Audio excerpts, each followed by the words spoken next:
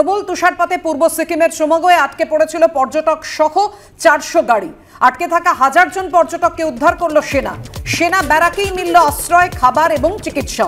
উদ্ধার কাজ এখনো চলছে। কথা বলবো, আমাদের সঙ্গে রয়েছেন আমাদের প্রতিনিধি সন্দীপ সরকার। সন্দীপ, কিভাবে চলছে উদ্ধার কাজ? যাবতীয় রিলিফের ব্যবস্থা করা হয়েছে তো? দেখো, গতকাল বিকেলের পর থেকে এই উদ্ধার কাজ শুরু করেছে ভারতীয় সেনাবাহিনীর ত্রিশক্তি কোরের জওয়ানরা। পূর্ব সিকিমের বিভিন্ন পর্যটন কেন্দ্র, সেখানে বহু পর্যটক গিয়েছিলেন। প্রায় 1000-এর কাছাকাছি পর্যটক তারা প্রবল তুষারপাতে আটকে পড়েন। প্রায় 400টি গাড়ি আটকে পড়ে। 400টি গাড়িতে প্রায় 1000-এর কাছাকাছি পর্যটক ছিলেন। তারা প্রবল ঠান্ডা এবং তুষারপাতে আটকে পড়ার দরুন তাদেরকে সাহায্যের হাত বাড়িয়ে দেন সেনা জওয়ানরা এবং তাদেরকে ওই হাই অল্টিটিউড এলাকা থেকে তাদেরকে নামিয়ে আনা হয় যে সমস্ত সেনা চৌকিগুলি রয়েছে সেখানে, এবং সেখানে তাদের আশ্রয় এবং খাবারের ব্যবস্থা করা হয়েছে। এবং এখনো পর্যন্ত উদ্ধার কাজ চলছে, উদ্ধার কাজ শেষ হয়নি।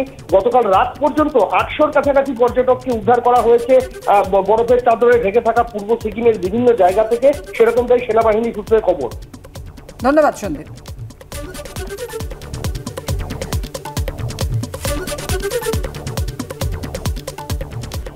বাকিপুরের সম্পর্কে আরো চাঞ্চল্যকর তথ্য সামনে এসেছে। ধান বিক্রির নামে বাকিপুরের 2 স্ত্রীর অ্যাকাউন্টে ঢুকেছিল সরকারি টাকা।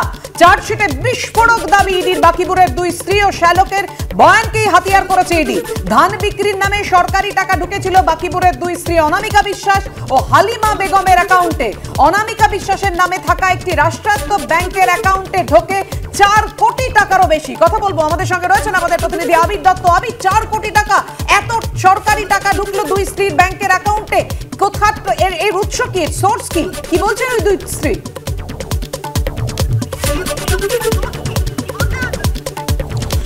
দেখো, শুরুতেই তোমায় জানাই যে চার্জশিট পেশ করা হয়েছে। তুমি জানো সেই চার্জশিটে যে তথ্য প্রমাণ ইডির তদন্তকারীরা পেয়েছেন সেই তথ্য প্রমাণ সেখানে উল্লেখ করা হয়েছে। পেজ নাম্বার 81 অর্থাৎ 81 নম্বর পেজে সেখানে উল্লেখ করা হয়েছে যে বাকিবুর রহমানের তার যে স্ত্রী, তার দুটি স্ত্রী এবং 2 স্ত্রীর অ্যাকাউন্টেই কিন্তু টাকা গিয়েছে, সেই তথ্য প্রমাণ তারা পেয়েছেন। এবং অনামিকা বিশ্বাস, তার যে একজন স্ত্রী, তার অ্যাকাউন্টে প্রায় 4 কোটি টাকা ঢুকেছে। শুধুমাত্র তাই নয়, তার শালক অভিষেক, তার অ্যাকাউন্টেও 4 কোটি টাকা ঢুকেছে। তার যে আরেক স্ত্রী রয়েছেন হালিমা বেগম, তার অ্যাকাউন্টেও টাকা ঢুকেছে, তদন্তকারীরা জানতে পেরেছেন। প্রাথমিক জিজ্ঞাসাবাদে যখন অনামিকা বিশ্বাসকে জিজ্ঞাসাবাদ করা হয়, তিনি জানান যে তিনি বিষয় নিয়ে কিচ্ছু জানেন না, যা জানে সব বাকিবুর জানে। দ্বিতীয়ত, তার যে শালক অর্থাৎ বাকিবুরের যে শালক, সেই শালককে যখন জিজ্ঞাসাবাদ করা হয় তখন সে জানায় যে কোনোদিনও চাষ করেনি, তার জমি নেই, এই কথা সে বলে। তাহলে এত টাকা কোথা থেকে এলো, তার সদুত্তর পাননি ইডির গোয়েন্দারা। তারা ইতিমধ্যে সেই বিষয়টি এখানে উল্লেখ করেছেন যে এই যে কোটি কোটি টাকা তাদের অ্যাকাউন্টে ঢুকছে, সেই অ্যাকাউন্টে ঢোকার পেছনে মূলত কারণ কি, সেই বিষয় নিয়ে তারা যেটা মনে করছেন যে দুর্নীতির টাকা এখানে ঢুকেছে। অন্যদিকে একেবারে সরকারিভাবে প্রেস রিলিজ দিয়ে এনফোর্সমেন্ট ডিরেক্টরেটের তরফ থেকে জানানো হয়েছে যে কিভাবে এই রেশন বন্টন দুর্নীতি চলেছে এবং 3টি মোডাস অপারেন্ডি বা 3টি কিভাবে এই দুর্নীতি চলেছে সেটা উল্লেখ করা হয়েছে। তোমাকে জানাই, প্রথম যেটা ইডির তরফ থেকে বলা হচ্ছে যে সাধারণ রেশন ব্যবস্থায় যেমন আমরা দেখি যে রেশন বিভিন্ন জায়গায় যায়, সেরকমই গম যখন যাওয়ার কথা হলেও, ডিস্ট্রিবিউটরদের কাছে যাওয়ার কথা হলেও দেখা যাচ্ছে 25.55% অর্থাৎ 25.55% যে গম, যেটা রেশনের ডিলারদের কাছে মাধ্যমে রেশন ব্যবস্থার মাধ্যমে সাধারণ মানুষ পান, সেইটা কিন্তু পুরোপুরি সাইফন করে দেওয়া হয়েছিল।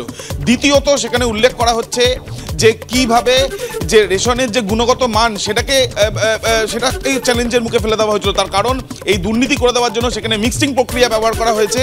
রেশন যে বিভিন্ন দোকানে দোকানে রেশন যায়, সাধারণ মানুষ সেই রেশন গ্রহণ সেখান থেকে নেয় সরকারি নিয়মে, সেই রেশনের ক্ষেত্রেও কিন্তু মিক্সিং করা হয়েছে শুধুমাত্র দুর্নীতি ঢাকতে।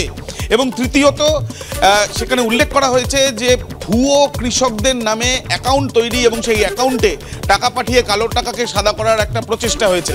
সব মিলিয়ে যে এই যে এত বড় নেক্সাস, সেই নেক্সাসে কিভাবে বাকিবুর রহমান তার আত্মীয় স্বজনকে সামনে রেখে এই পুরো বিষয়টি চালিয়েছে, সেই বিষয়টা উল্লেখ করা হয়েছে চার্জশিটে। তার সঙ্গে সঙ্গে জ্যোতিপ্রিয় মল্লিকের ভূমিকা, সেটাও যে একেবারে পুঙ্খানুপুঙ্খ সেখানে এখনো পর্যন্ত যে তথ্য প্রমাণ পাওয়া গিয়েছে সেগুলো তুলে ধরা হয়েছে। ধন্যবাদ আবির।